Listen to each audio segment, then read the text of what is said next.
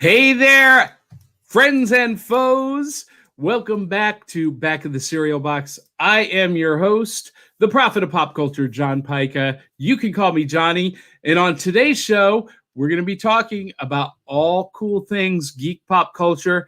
There's some big WandaVision news and some other cool stuff happening. As with every episode, we'll be talking about weekly loot, but we've got a special guest, magician, producer, and now con man, Erick Olson, and we're going to do that right now.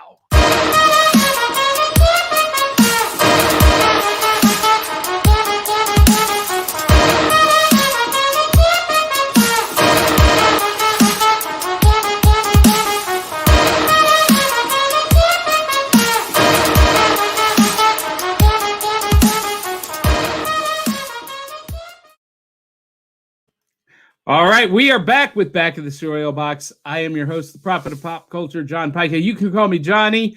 And I was about to bring in Aubry X, and she has left the studio. Oh, wait, there she is. She's giving me the sign. Wait just a minute. She's putting on her earbuds. But at least she's here and ready. I don't know where Dee Bartee is yet. Aubry X, how you doing? Oh, I'm good. You're not wearing your sweatshirt. Oh my goodness. I completely forgot. I'm so sorry. But you are wearing the Tony Stark sunglasses. And that's awesome. I love that look. And what in the world do you have in front of you? What is in that cup? I didn't realize. It's coffee. Oh, no cereal this morning, huh? I didn't have. I was running late. It's kind of hard to make cereal and try to prepare it to where the milk isn't going to oversoak. Prepare it, yeah. You pour it out of the box into the bowl and put milk. What is there to prepare? I don't like letting the milk sit in it for too long. I have to eat it immediately. Now, Aubry, I have my favorite of all time, Fruity Pebbles. I remember Fruity Pebbles. Yeah, and on the back of this box, because I have to tell everyone we have new viewers every week. When I was a kid, we didn't have an iPhone or an iPad at the breakfast table, so we had the back of the cereal box, and I love this one because it really promotes creativity. It's just a blank page, and you're gonna draw your own picture. What would you look like as a dinosaur, or your car, or your cat as a saber-toothed tiger?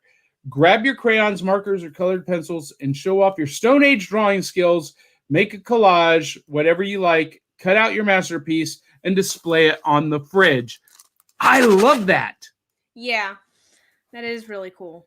I love that. So we already have some viewers watching and some comments, and we'll be bringing on our special guest. Willow Schuyler says, "Morning, everyone."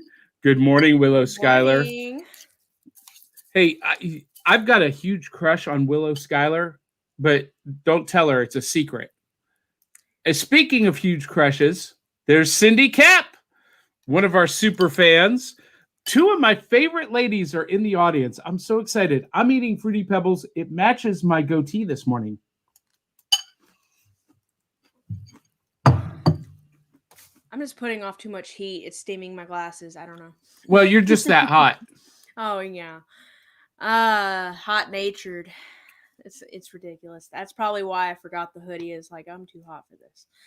I didn't even think I really didn't think. I thought I was supposed to wear it last week. I'm too hot for this. Oh, shut up. I love it. You are. But all right.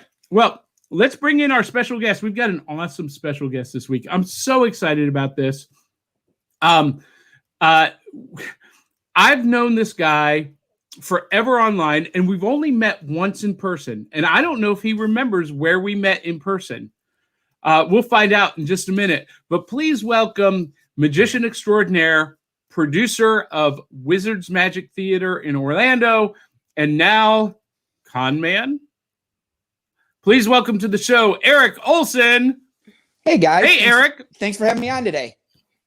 We are excited to have you on. Eric, I'm munching down on some Fruity Pebbles.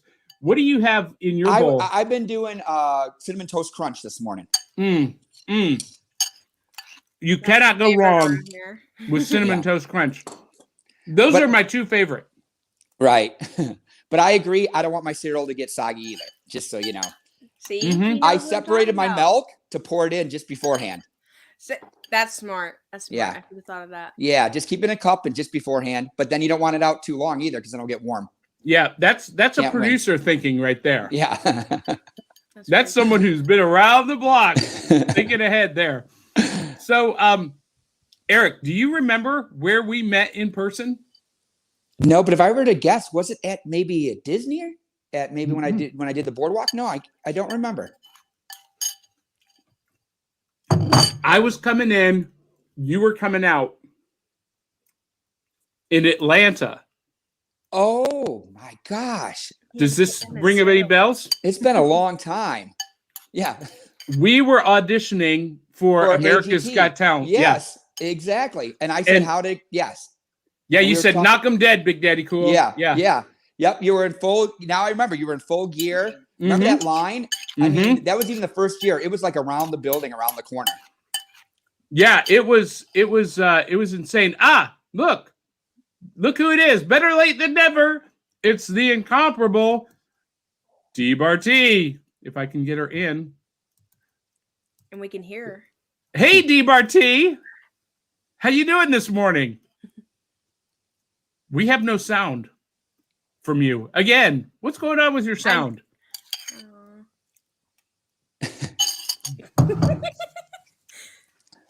Fix it and come back. She's in a different spot every morning, so every week. So we gotta get her set up with a studio. Dee, give me a thumbs up when you think you're ready to come back on. So yeah, Eric, America's Got Talent. Was that really the first year? I think that was season 3. No, it was the first year. Regis was the host, and they used me on all the commercials. I don't know if you remember, but they kept using me with the spike through the tongue, and I was on the commercials so many times that people would call me and they go, "Did I miss you on the show?" And I'm like, "Nope, they're just using me on the commercials." But I was on over and over and over again that first year. Now, I actually got cast on season 3. Okay. But I wasn't able to do it because I was working the stupid corporate project manager day job, and they wouldn't let me off to go do it. It's kind of funny you said that because I was supposed to be back on season 3, but then I was going to be on Last Comic Standing. And that was the year that we flew to New York, and then they canceled it. Oh. So, and you don't get paid for your flight or anything unless you get aired. So we wasted all that money for flight to New York and room, and because they never had a comedy magician before. So they said they said they can't guarantee how far I'd get, but they said they were going to guarantee me time, that was good enough for me. Oh but my gosh. Happened. Yeah. That's crazy. Yeah. So Erick Olson, tell everybody in our audience who you are, what you do. I kind of gave a little introduction and how you got wrangled into doing this show this morning. Okay. Because you paid me well. So just ask for money and John will set you up. Free cereal for the rest of your life. No. All right. So yeah, I'm Erick Olson. I'm originally from like the Lake Geneva, Wisconsin area. But it was right on the border. So I spent a lot of my time in Chicago. I think like all magicians, magicians of our generation, I don't think the new generation starts out like this, but our generation started out doing kid shows and library shows, birthday parties. Yep. And so that's how you kind of cut your teeth in the business back in the day. It was, multi-birthday parties. And then it went from that to corporate events, then doing tons of corporate events to working into the corporate market, working in the trade show market, which was kind of up until COVID was basically my main income, doing trade shows for companies and, working with some of the best, Daniel Orleans and Paul Gertner and David Harris and Scott Tokar, so there's, it was kind of nice being with that group of high-end trade show magicians performing everywhere from Vegas to, I was probably in Vegas at least once a month for a trade show. It became my second home. And then COVID hit, and me and a couple of magicians were the last magicians to perform a trade show in North America. We got sent home even a day early. And my wife said at the same time, she didn't want to call me because I was working, but companies, because I was booked for a year in advance, were calling going, yeah, I think we're not going to have that party. Maybe we should get our deposit back. And so she was sending money to companies while I'm in Vegas performing left and right, you know? And I was like kind of oblivious, like, this will be done in no time, you know? So, you know, like we all had to do is kind of readjust. And then the Zoom market kind of came out for shows. And it's a totally different format, a lot of more challenges than I think than doing a live show. I think now some people might be doing better at Zoom than they could at a live show. I think we all have our own niches. I feel live performance is more my thing. So an agent wanted to give me a bunch of Zoom shows, and they go, what's the name of your show? And I'm like, I didn't know I had I'm thinking real quick, I have to have a name for the show. And then they're like, yeah, something, everybody, like there's one lady's doing cooking shows and one person's teaching yoga. So we're going to use you as our magician, but you have to have a theme. So it just came out of my mouth. I kind of do a magical happy hour. And they go, what? Oh yeah, tell people, do it later, mix up a drink so that they're more relaxed, and then they're like, oh, we love the theme of that magical happy hour. So right when I hung up the phone, I had to start creating how I'm going to do magical happy hour. So I built this section in my house that was just nothing here but a cutout, made it into a little bar. And then I started learning, I always like bar bets. So I started adding bar bets to the show. And so it's not just magic when I'm teaching the corporate events for my Zoom show. I'm teaching a couple bar bets that they can show their friends and family, either on Zoom or when they go out. And, some people say, oh, who's going out? Well, Florida, the bars are still open here. So. Oh, John's out now. I had my mic on mute. Oh, that's right. So it's not just you, Dee Bartee. Yeah. I wasn't on mute. I just had the wrong headphones. Well, the bars are open here in Nashville. Good. It's like the Wild West here in Nashville. Yeah, here in Florida too. Yeah. It's hysterical. So yeah. In a little bit, Erick's going to do a couple of bar bets for us so that I can watch Dee Bartee, like her head explode. Yeah. Oh, we got a little kiddo in the studio. And like John, we performed at, I did pretty much every theme park here in Florida.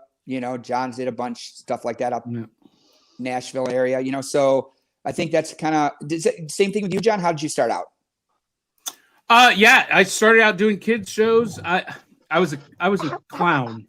Oh, really? And I studied with a world champion clown. He was the world champion balloon twister at the time. And I did birthday parties as Biggles the clown. And that lasted until a kid in the show punched me in the nads. And I was like, all right, I'm done with that. I'm not doing kid shows anymore. Right.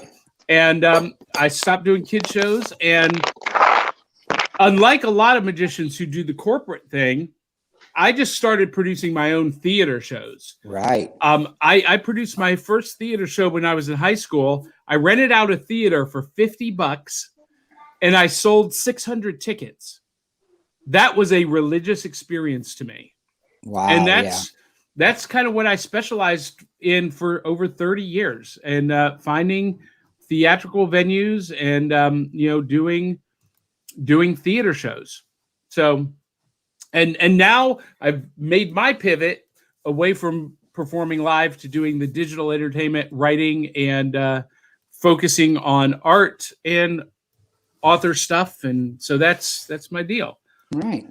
So go ahead, Erick. No, I was going to say, when your theater shows remind me of what we were talking about before we went on air, because as you brought up, I used to have a little magic theater in Kissimmee, Wizards Magic Theater, for 10 years. And just recently, just because I don't know what's happening, if the hotel is going to make it, we finally just packed up our stuff and said, let's just say we're closed. And instead of getting all the inquiries every weekend, we still getting calls every once in a while. Tourists or someone go, hey, can we go? And I just felt bad about saying, well, no, because of COVID. So I just thought, if we put closed, then we don't have to deal with it and decide what we're going to do in the future, if we're going to reopen or not, Yeah.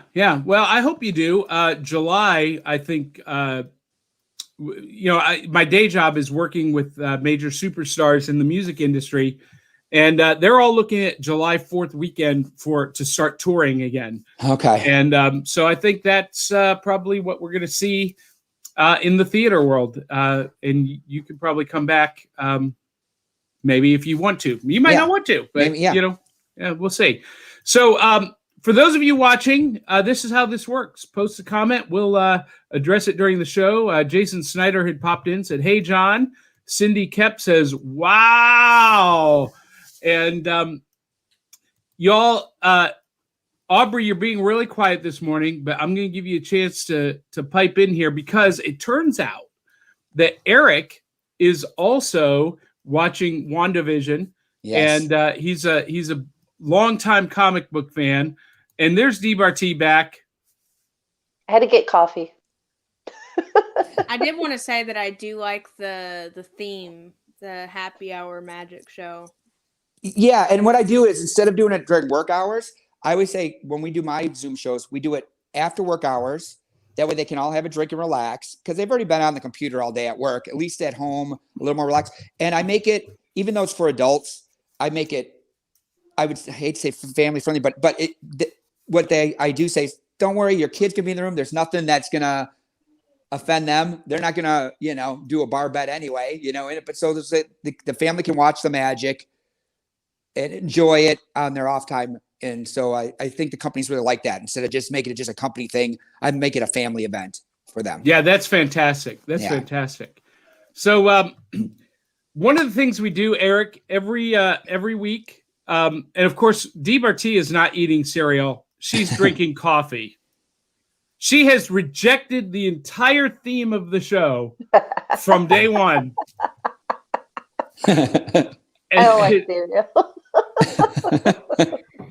Well, I was thinking about this, Dee, looking back on some older shows that we did. Dee and I have been doing video shows in person on and off for about 10 years. And one of the last iterations that we did, I know, can you believe it's been that long? I know. Yeah.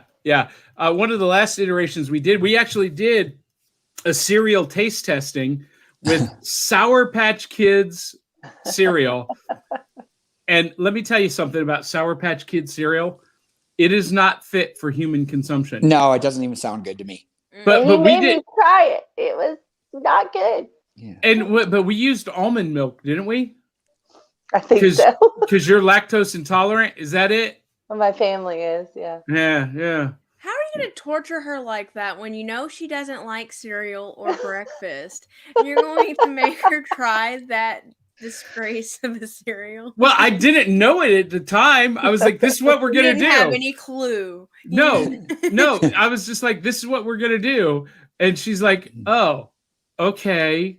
And then we're getting ready to go live. And she says, oh, by the way, I hate breakfast cereal. I was like, oh, thanks for the tip now. Yeah. Cindy Kep says, what's the logo on your shirt? It is the Superman Red Sun logo. Oh, I think I recognize that. Yeah. Yeah. One of my favorite versions of Superman. What if Kal-El crashed in the Soviet Union instead of Smallville, Kansas? Yeah. Wow, I like that idea. I never heard of that. Yeah, it was a comic series, and then they made a animated movie adaptation of it, which is really good. Okay. Really good. So I highly recommend it. So anyway, Dee Bartee is not eating any cereal, but one of the things we do every week, Eric, is we share. I'm not, but look at my money cup. Woo. Ooh, she's money, baby. Is your camera on a phone? Yeah. Yeah. So no, it's vertical. This is a pet peeve of mine. Next week, we're going to fix this. You need to turn the camera horizontal. Hey, I'm new to this whole Zoom thing. Normally, I just stand in front of it and you do the rest. So I know. But one of the things we do is talk about loot or cool stuff we've seen or found this week. And Eric, you are going to appreciate this. I'm going to move into center screen here, or center stage. we went to the flea market again, Dee, last Saturday. I took the family this time, and at the flea market, I found this No way. Love DVD signed by Dana Daniels. It's I've not watched it yet. It's really good. Yeah, it's The Funny Side of Magic, and he also teaches some tricks, and it's got a TripAdvisor card in it advertising his show, and it's signed. I found this for $1. Wow. At the flea market. And Aubry and Dee are like, okay, who's Dana Daniels? Dana Daniels is one of the top names in the world of magic, a regular at the Magic Castle. And he had this great show he did a few years ago called The No Show. Yeah. Where he played, 5 or 6 different characters? Yeah. The juggler. Let's see. I can't remember all the characters, but yeah, there was a bunch. Yeah. It was because cool, nobody cool showed concept. up. The acts didn't show up, so it's the no show. Yeah. No, yeah. And so he created these characters to fill in for the other performers who didn't show up. It was brilliant. Brilliant idea. Yeah, I think he's won Comedy Magician of the Year from the Magic Castle, and I think Stage Magician of the Year before too. And Parlor Magician of the Year. Yeah, wow. Yeah, he's great. One of my heroes. One of my favorites too. Yeah. And then, ladies, I found this. For Star Wars series fans from Rogue One, this is Director Krennic, the Black Series figure, $5. Wow. This normally retails for $20. And I didn't have, and they were only taking cash. I didn't have a $5 bill. I had $4. And they said, you know what? That's good enough. Wow. $4. Good job. Epic score. So you guys have any show and tell items you want to share? No? Aubry? Mine is only my cup, which I already shared, but I don't know if you told people why I wasn't here last week, but my grandfather died. And so yesterday we were there and we were helped cleaning out his house. And this was his cup. And yeah. That's so sweet. Here, that's my loot. Yeah. I'll share something with you. Yeah, please do.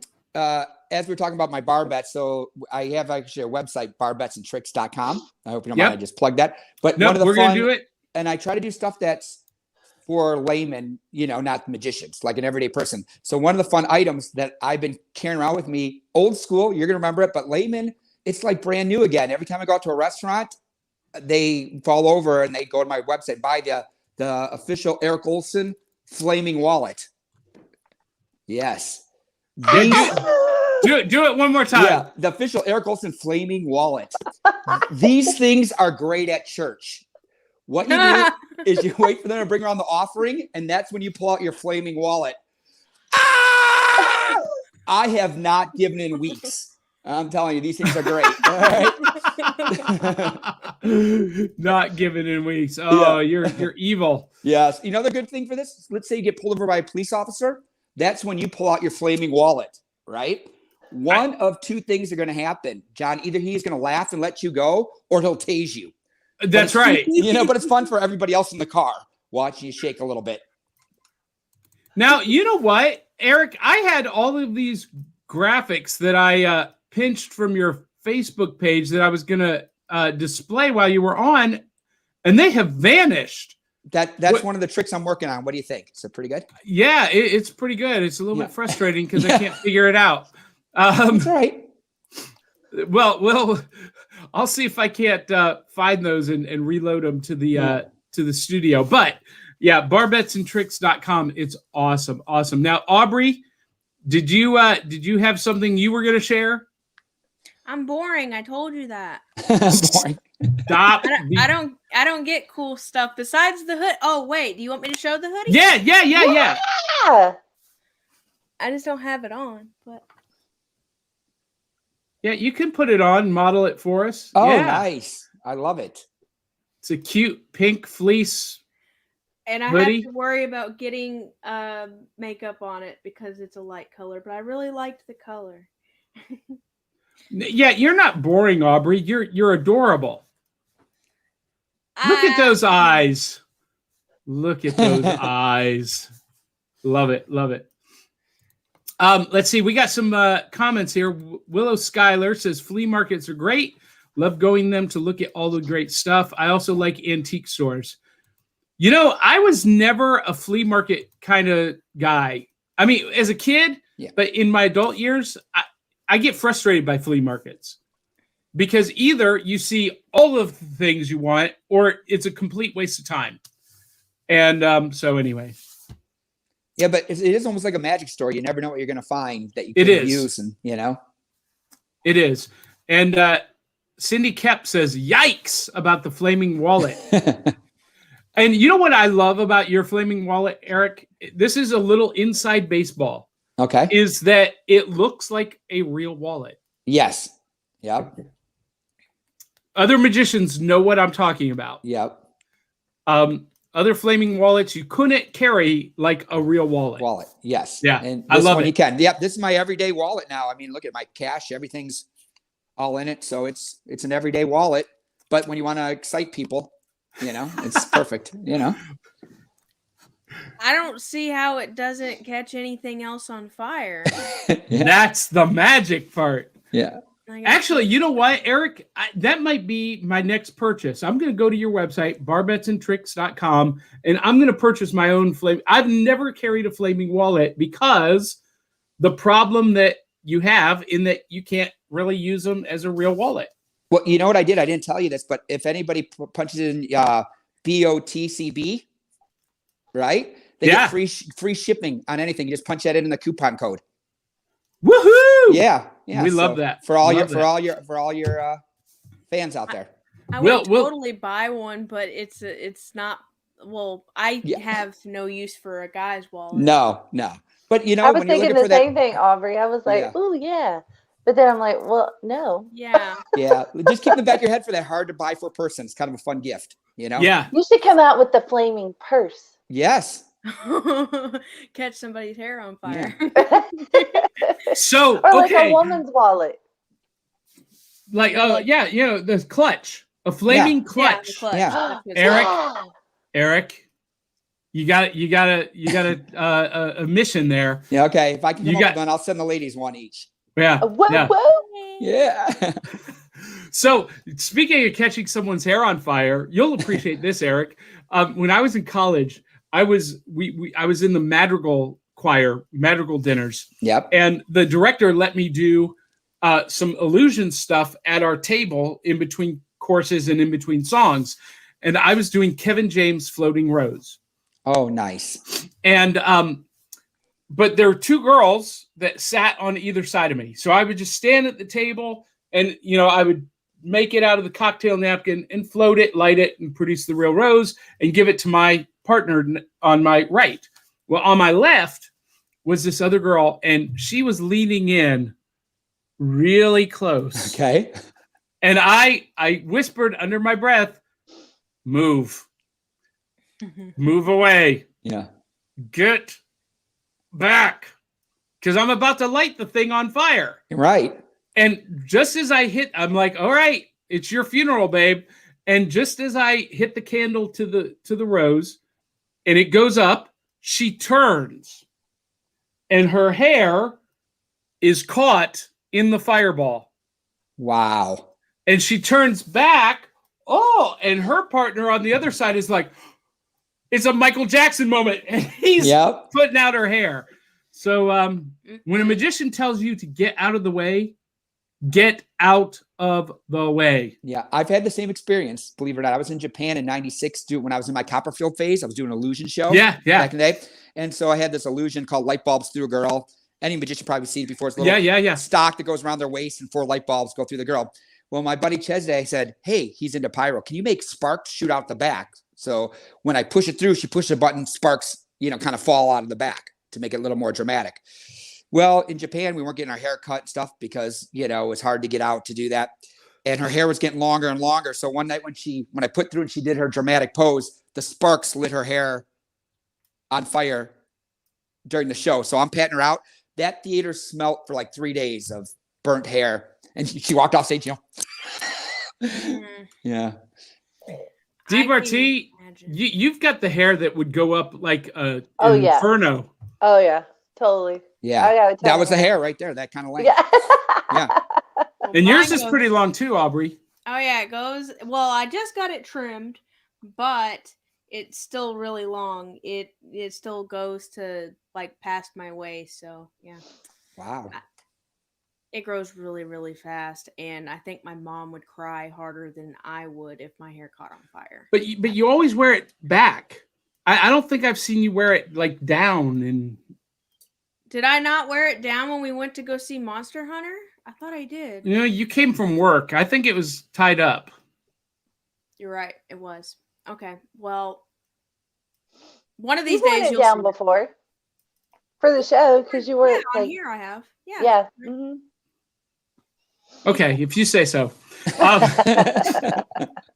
So, speaking of cool things we've seen this week, Aubry, I gifted you with a DVD. Oh.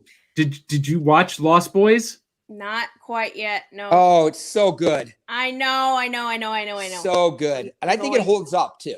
Yeah, it does. It That's really what does. everybody says. Yeah.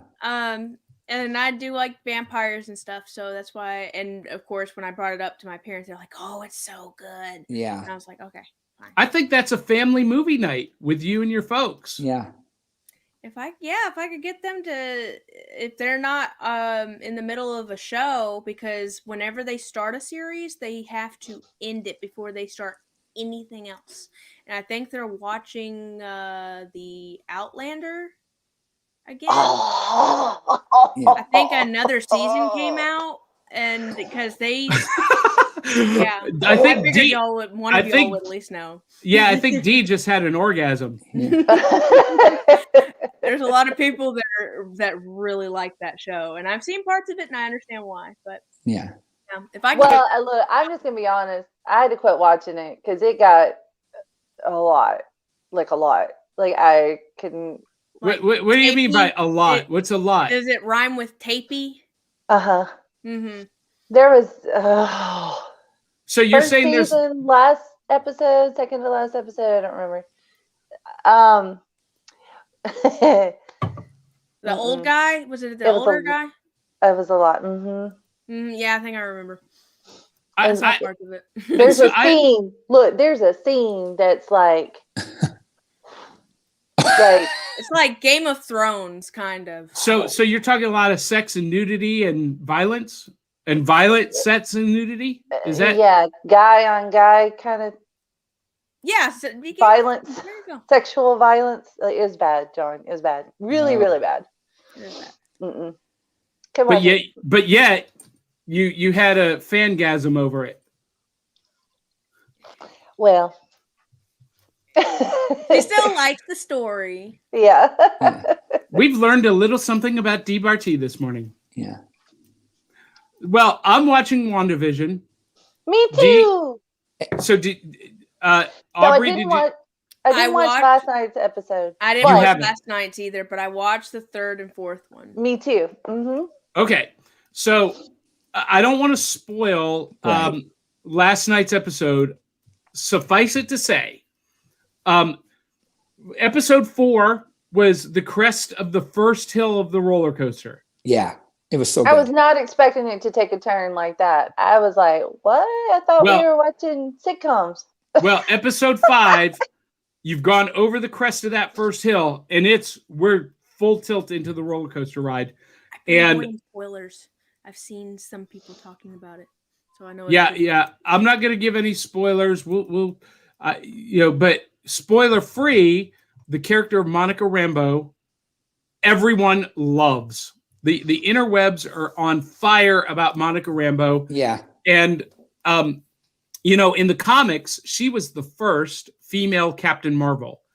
And then Carol Danvers became Captain Marvel, and they had to take the title away from Monica Rambeau. And it's big convoluted thing. But I think with the fan reaction to Jimmy Woo and Darcy, and now Monica Rambeau. I think we see the core cast of the upcoming Secret Invasion series. And I think by Captain Marvel 2, Monica Rambeau will have her full power set. And I would like to see her take over as Captain Marvel. And let's retire Carol Danvers, Brie Larson. I agree. I'm glad I'm not the only one. Yeah, I don't think even people who say they liked the Captain Marvel movie, I don't think anyone likes that character. She had no emotion. To be honest, I felt if she got killed, it wouldn't affect me in any way because I had no connection with her compared to every other superhero that Marvel universe. Yeah, you know. Yeah, there was none of that human element that we could relate to. Yeah. Yeah, didn't they kind of make sure they took that away from her, the human element? Yeah, I guess so, kind of. Yeah. Because she had to, the reason she had to, I didn't watch the movie, so I could be wrong. I don't know. But from what I understood is that she had aggression or anger, but it was not because of her being human and having emotions, but because of what she really was. Was that right? She let her emotions. She let her emotions get in the way of making good decisions on the battlefield as a Kree warrior, and she had to learn how to overcome that. Losing control of her anger, having anger issues, but that came primarily from her not knowing really who she was or where she came from. She starts out with amnesia. Yeah. Well, no, she just starts out with amnesia. She is a human, and you got to watch the movie, Aubrey. The movie is worth. But Brie Larson. Well, the movie does have some redeeming qualities. It's actually a good story, but I'd watch it once. It's not out of all the Marvel. I'm not jumping on to watch it again, but I think everybody should see it just to tie everything more together. Yeah, and especially if you're watching WandaVision, there's so much context in the Captain Marvel movie for Monica Rambeau, because that's where we first meet her, is in the Captain Marvel film. So, people who are watching WandaVision who don't get it or are frustrated or don't like it, I've noticed a trend. Either they are not comic book fans and they've not read any of the source material, because they're borrowing a lot from a lot of different stories over the last 30 years. Yeah. The Vision and Scarlet Witch limited series, Darker Than Scarlet and the West Coast Avengers, the Knights of Wundagore, and Avengers Disassembled, and most recently, No More Mutants and the Children's Crusade. All of these stories are being packed into 9 episodes. And so there's a lot of context that a lot of people don't necessarily have. But for a fan like me, a super fan, I'm seeing all of these little nuances and all of these layers of context and hidden meetings. And I'm just like over the moon about it. But I think also people who haven't seen a couple of movies, Captain Marvel, Civil War, Captain America Civil War, Avengers Age of Ultron, Infinity War, and Endgame don't have quite the same level of context as people who have seen those films. I will say one that I slept on way too long was Captain America's Winter Soldier. It's a good one. The gold standard. It's really good. It's so good. Yeah. I didn't like Captain America, and I didn't like the first one, so I kind of just skipped it. What? You didn't like First Avenger? Joe Johnson? He worked on Indiana Jones. He worked on The Rocketeer. I'm not saying it was a bad movie, and it had to be a slow pace. It was long, wasn't it? It was long for someone who doesn't know Marvel. I understand. It was, like I said, I know it had to be that way. It's just it was so exhausting. Hey, Brian Wensloff just said good morning. He is the host of Reels and Heels podcast, and I'm going to be on that show this afternoon talking about much of the same stuff that we're talking about, the Marvel Universe and how the MCU changed filmmaking and changed the Hollywood scene. Yeah. And it was all because of Iron Man. Iron Man 1. If that flopped, we wouldn't be where we're at now. Yeah. Right. Let's face it. That's what made it. He's the center of the universe, really, of the whole Marvel. Was, yeah. Oh, wait. Hold on. Before we say that, sorry, guys. Spoiler alert. Iron Man dies. If everybody doesn't know that by now, Oh no! The night, like even I know. the night it came out, my boyfriend was like, "Oh, you better stay off Facebook. Don't look at anything. You've gotta see the movie yourself." And I'm like, "Okay." And he was just so over the top about it. And everybody that we would be in chat with, like they'd be like, "Yeah, we saw it. Oh, we can't say anything because she hasn't seen it." And so I get on Facebook. Top post is rest in peace Iron Man, and I deleted that person. Yeah. You don't need that negativity in your No, life. I don't. No, I really don't. But yeah, that's how that went. Well, in a minute, we're going to turn over a big segment to Eric, let him talk more about Barbettes and Tricks. But before we do that, we have to acknowledge some sponsors. Up first, you saw our comment, superfan Cindy Kep. Author Cindy Kep is writing on the edge. Books include Remnant in the Stars, The Loudest Actions, Lines of Succession, Mindstorm,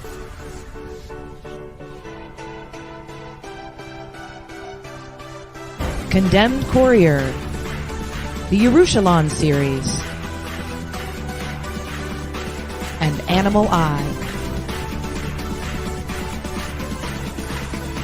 Find author Cindy Kep at CKOEPP.com today. And we are also brought to you by the further adventures of the League of Impossibilists.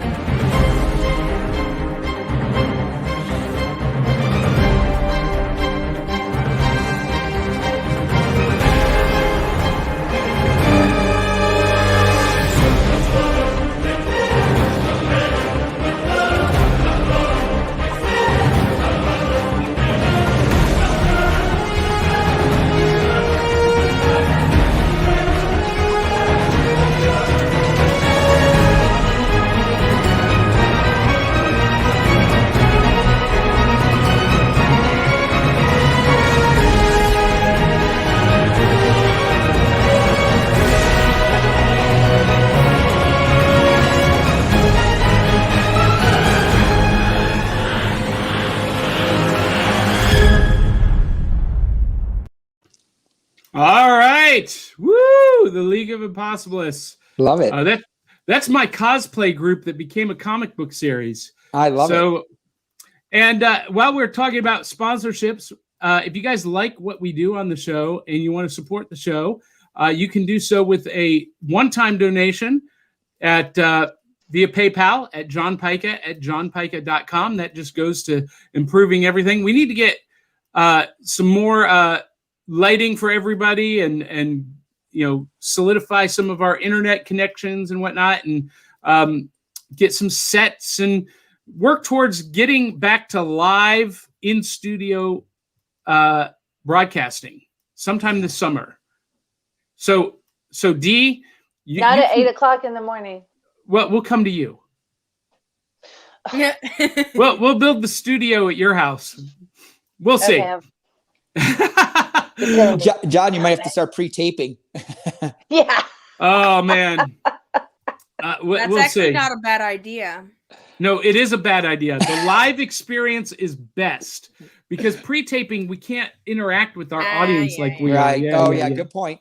Speaking of which, Brian Wensloff says, also, I don't think the MCU would be the same if they'd stayed with Paramount and had Disney not bought Marvel. That's probably true too. And Cindy Kep says, Ray exciting. I don't know what that means, Cindy. Ray? Probably Ray? yay. Star Wars? Exciting. I'd like Ray Skywalker. She's one of my favorite characters. Aubrey's holding her tongue. Yeah. I think I'm with Aubry on this one. Well, see, here's my opinion. If it's Star Wars, it's epic. Yeah. I love all Star Wars. I feel Mandalorian became our Star Wars again, but yes. But in these last couple, I think they somewhat went off the rails a little bit. They didn't stay to the essence. 100%. Yeah. I can see some of the criticism that fans give, but I am a Lucasfilm mark, so I'm gonna stand by and defend them all. Yes. Well, and what did you think of J.J. Abrams as director? Because I know there was a hit or miss for some people. Okay, so I did not like The Force Awakens. Okay. I did not think The Force Awakens was a good Star Wars movie. I thought it was a good contemporary action adventure film. Okay. And I was okay with it. I liked some of the characters, but overall I was like, you know what? I saw it once in the theater. I don't think I've seen it again. I actually really liked Last Jedi. Because I liked the departure from what fans expected. Okay. I always like things that depart from the status quo. And that's why I like WandaVision so much, is because it's not the same old formula. And so I really liked what they did in Last Jedi. And then in Rise of Skywalker, I think they made Last Jedi a better film by not by retconning anything, but adding some contents and some context and layers of nuance to what we saw in Last Jedi. In Last Jedi. I think Rise of Skywalker made Last Jedi a better film. And I personally really liked the character of Rey, and I liked her story arc. And although I wanted her to be a blood-born Skywalker, her adopting the name Skywalker and joining the family through adoption, I thought was really something kind of cool. Okay. Because what I saw was her wandering off, them going to help her, even though she's the most powerful Jedi. Like, she doesn't really need help, but they go help her. Then she runs a different direction, and they all go run and help her again. And like, what is this with Rey taking off a different direction and everybody running after? We got to help Rey. No, really, technically you don't. She had no training. Yes. Yeah. Well, neither did Luke. Luke went and faced Darth Vader with like 3 weeks of training. But was he moving boulders and rocks and stuff? Yes. With no training. I thought Yoda had to teach him how to do that. Didn't he? Well, he did. And in Last Jedi, Rey trained with Luke, and Luke taught her how to connect with the Force. And because she has the Palpatine bloodline, she was at a higher level of power. And he says, I've only seen one other Jedi with this kind of power, and that was a dark side user. And Dee Bartee is just like, I have no idea what you guys are talking about. Lost. Completely lost. That's okay. Hey, I want to give the next few minutes to Eric. Eric, I want you to really pimp bar bets and tricks. Okay. Share some bar bets. I will share some. I'll share some. And what I'll do too, I'm going to share some that are not. I also have a book that I did with TC Tahoe, 50 classic bar bets. But I'll show you some that aren't in this book. And John, whatever you want to do, you come up with some kind of prize, who you want this to go to, whatever you decide. You just give me their address, and I'll drop it in the mail for whatever winner on your cast or podcast that you want to give it to. How's that? All right, perfect. All right, yeah. So just once you find out whatever you do for a winner, I'll drop it in the mail, and maybe I'll throw some other stuff in there if I'm feeling in a good mood. All right. How about me? I'm the winner. Right. I'll show you some easy ones that anybody can do that I really like doing. All right. So one of the ones that I do, here's a good one. Because you can go to somebody's house, and if they have like a bottle of champagne or a bottle of wine, here's a real easy one. What you're going to bet somebody that you're going to drink out of this bottle without removing the aluminum or the cork, but I'm still going to be able to drink out of this bottle of champagne. Do you guys think it's possible? I'm going to drink out of the bottle without removing the aluminum or the cork. Ladies, do you think it's possible? Typically no. No. All right. Are you curious? Do you want to learn? Yeah. Now, if we were out and about, would you buy me a drink to learn how to do it? Yeah. There we go. That's the answer I'm looking for. But I'm going to teach you guys for free. On the bottles of the bottle, there is a dimple. So all you have to do is take whatever you're drinking, pour it in the bottom, and now you're drinking out of the bottle. Oh, Without removing the label or cork. These are all easy, but they're psychological. You got to try to figure them out. Like, how would that work? And that's the whole point of a good bar bet. It's not that they're hard to do, but they seem impossible. All right, let's see. Let's do this one. I'm going to move down to the table if you don't mind on this one so you can see a little better. Let me go down. Tell me if you get down to my table there pretty good. a little bit more. There we go. Perfect. How's that? Can you see the matches? Yes. All right. So here's a phone. You get a book of matches. And you're going to hand one to a friend. You're going to take one. And here's the bet. You're going to drop it, each match from about a foot off the table and drop it, right? Each person's going to take a turn. And the first person to get their match to land like that on the edge gets a drink, right? So drop it from a foot. They're going to drop it. You're going to drop it. I like to do it 2 or 3 times. On the third time, what you're going to do is you're going to put just a little bit of a bend into the match. So when you drop it, let me do it again. So when you drop it from a foot up, it lands right on the side because of the little bend. It's a little shady, but you got a free drink out of it. And I think that's worth it right there just for the free drink. Here's one that, John, have you seen my pick your poison trick yet that I've come out with? No, I haven't. Okay, I'll do this on the table too. All right, so what happened was I'm working on this bar bets kit, and I actually came up with this trick for my bar bets kit that's coming out in another week. I'm just waiting for the boxes to get done. And I was designing this to put in the kit. I'll be honest. Bill Abbott said to me, Bill Abbott, magician and creator, said, Eric, this is too good to be in the kit. This is a separate item. And it's based on a principle that me and John and any magician will do. But I'll show you guys real quick. Dee, would you mind helping me out with this one? Yeah. All right. I have 3 coasters here, a beer, a wine, and a whiskey coaster. All right. Okay. Now, in just a moment, I'm going to have you pick one of these coasters. Not yet, but I'm so confident I know which one you're going to pick. I'm willing to wager $20 on it. So if I'm wrong, you get this $20 bill. Okay. But if I'm right, I get to keep my 20. I think that's fair.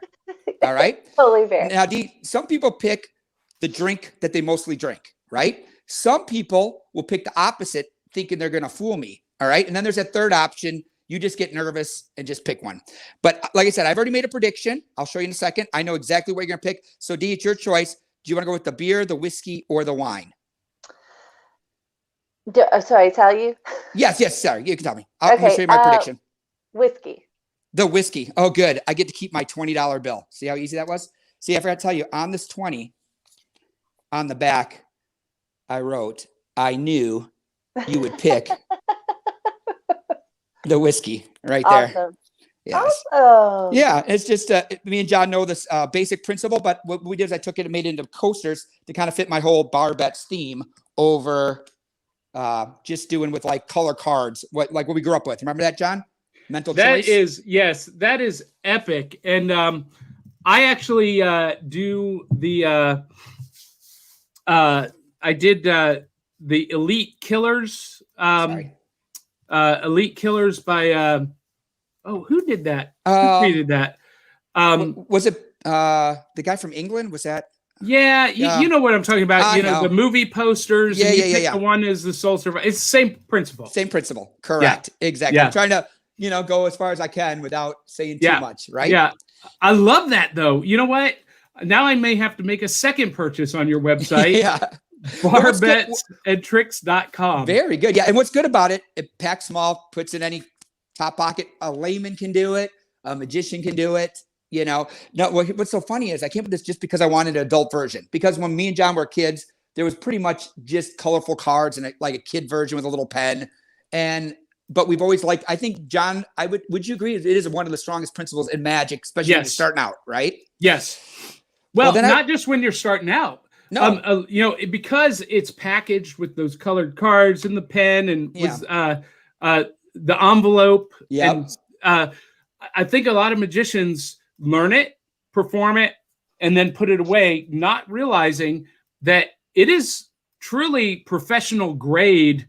in terms of the psychology and the effect that it has on a person watching. Right. Yeah. Well, so then I was getting tons of requests, and this is just going to be on Bill Abbott's site, and like I think it releases on the 12th of this month. So they're done. They're just not packaged. Once the packaging goes, I think they can ship out on the 12th. We were getting tons of requests for a non-alcoholic version, and I got to be honest, John. I don't know about you. Sometimes we're so stubborn, and like, no, this is my idea. This is why it is what it is, and I didn't want to change, right? Well, I kept getting requests. Please, I'm in Utah. I can't do alcohol. Or, I love the idea with coasters, but I'm a pastor and stuff. So after about my 50th email, me and Bill discussed it. And so now we have a new one coming out called Wet Your Whistle. And it's the same effect, except it's all non-alcoholic coasters. So it's instead of beer, wine, whiskey, it's soda, coffee, and juice. There you go. Soda, coffee, and juice. So this will be the non-alcoholic version coming out on February 12th. Yeah.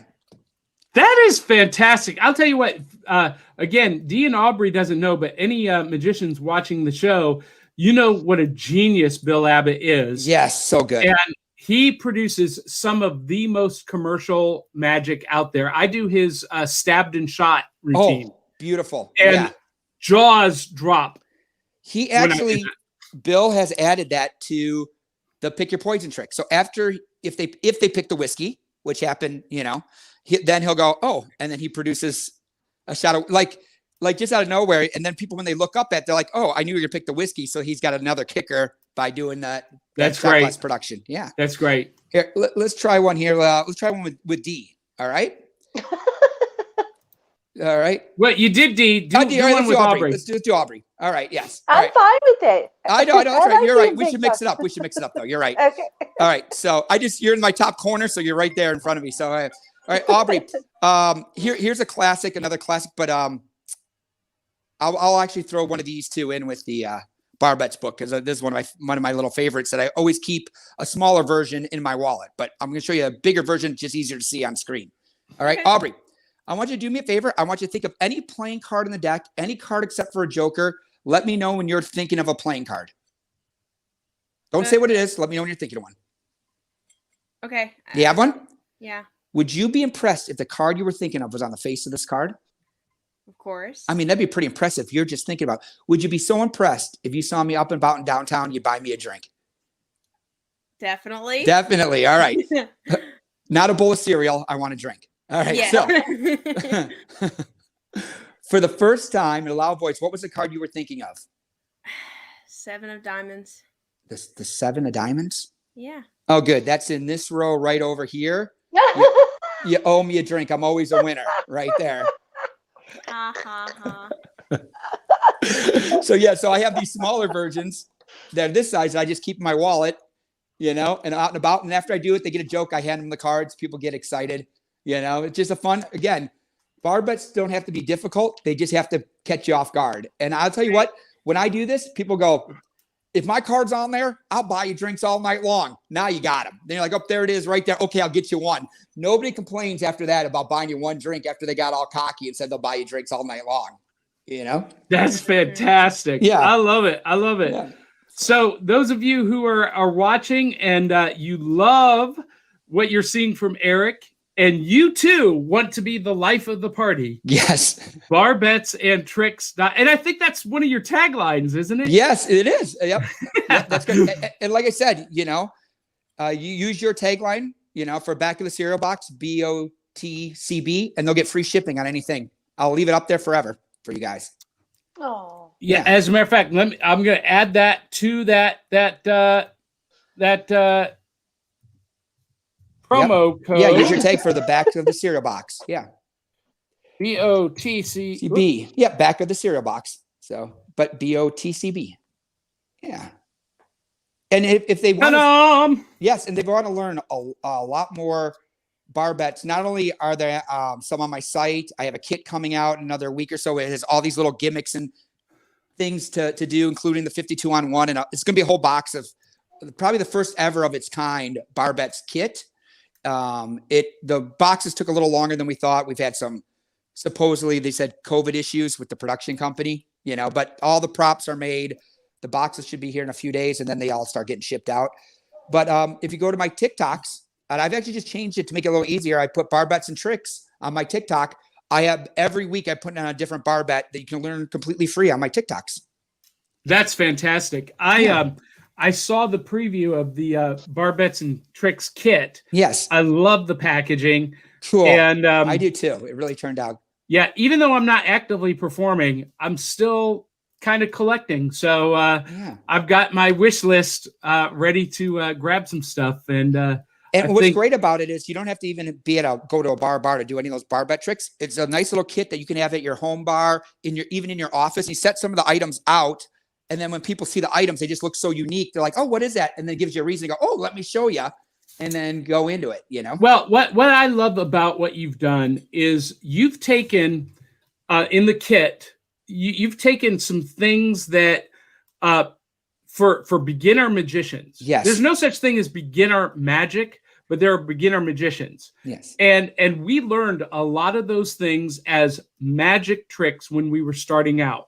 But you have realized the strength and the fun in those tricks.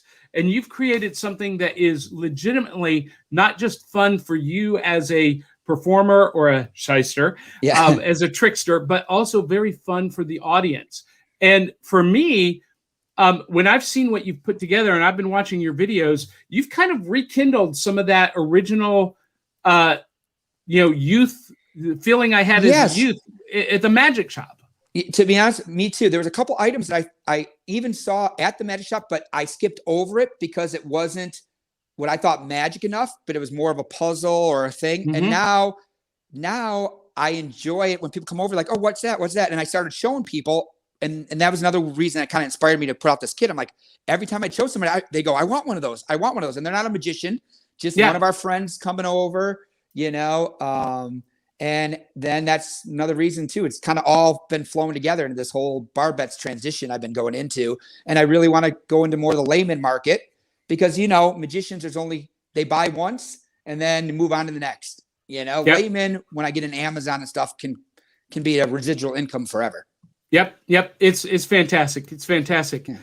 Well, guys, we are over time a little bit, but Brian Wensloff says this stuff is great for parties. That's right, Brian Wensloff. Thank you, Brian.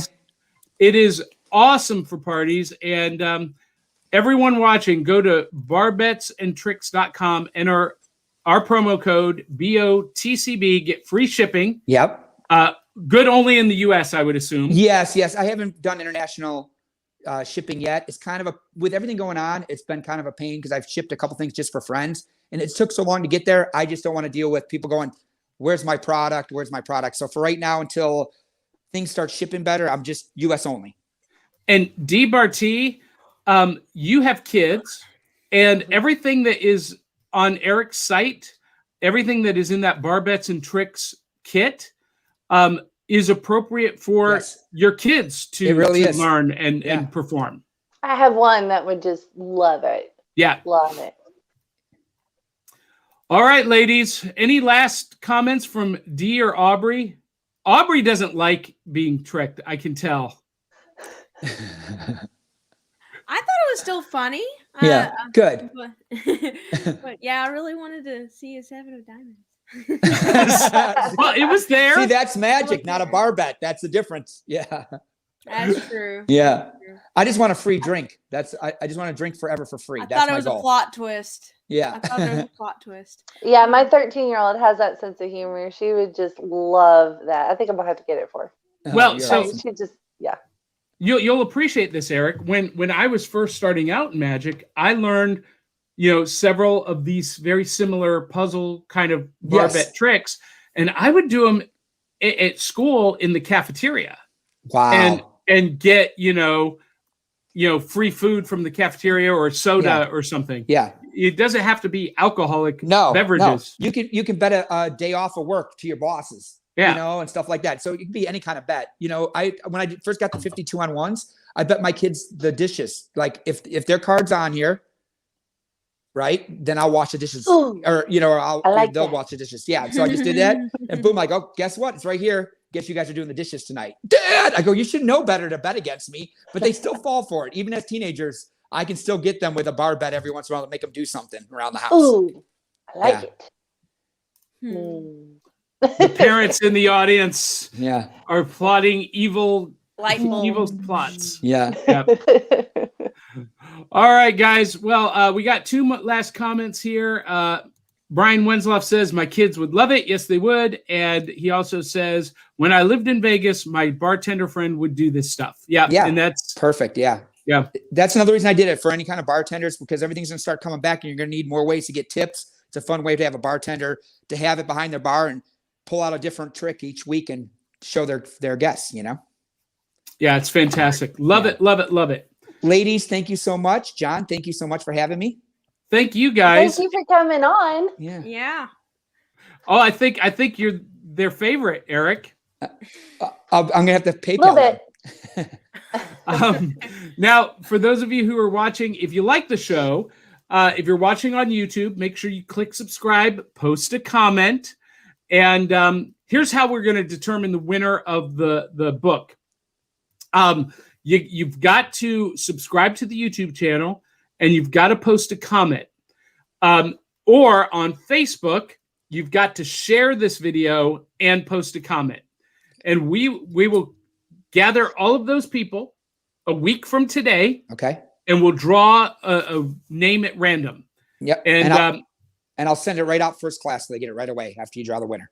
that'll be perfect. Oh, But you've got to subscribe and comment on YouTube. On Facebook, you've got to like the page, share the video, and comment.